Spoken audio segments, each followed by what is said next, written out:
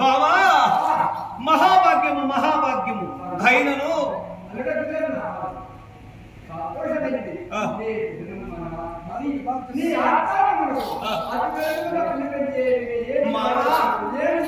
ఈ యొక్క రాజ వైభవము నా 99 మంది కన్నులు నా ప్రియమైనటువంటి చెలికాడు కర్ణుడు మరి ఎంతమంది ఉండి ఈనాడు నేను నా యొక్క చంద్ర బింబము వలె వికసించు నా మొహము వాడినదే అంటున్నావే అట్టి వార్తలు ఎన్నో ఉన్నవి. అవును మహారాజా. ఆయన నీ మనోసంతో నాకు ఒక్కానిచ్చిన నేను నీకు వేలు చేస్తానయ్యా. అవునా మామా? ఒకటే ఉండా నా బాధ చెప్పుకుందు నీవు తప్ప ఈ యొక్క హస్తినాపురి కాదు 56 దేశములలో కూడా ఎవరు లేరు. నీవే నాకు దిక్కని నిన్నే ఇతనికి పిలిపించి నా భావంపై కూడా నీకు విన్నవించాలనే ఈ సంస్థాన ఆస్థానములకు నిన్ను పిలిపించున్నాను మామా. ఎన్ని బాధలను చెప్పగలను మామా?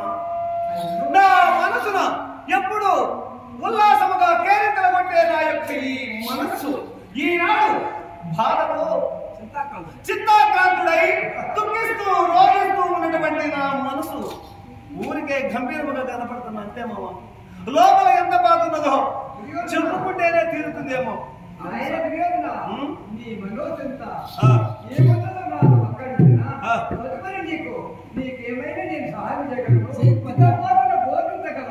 అవునా?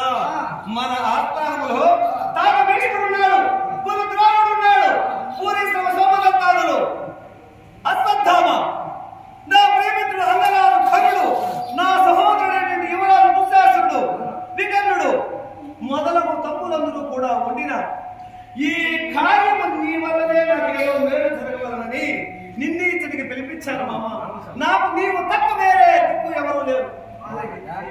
మీ మామ నాకు మీ వంశము నీ వంశము మీ మామ అంటే మా మామ ఆలోచన ఎట్లుందంటే మెట్టుకు మెట్టు మెట్టుకు మెట్టు నన్ను అవును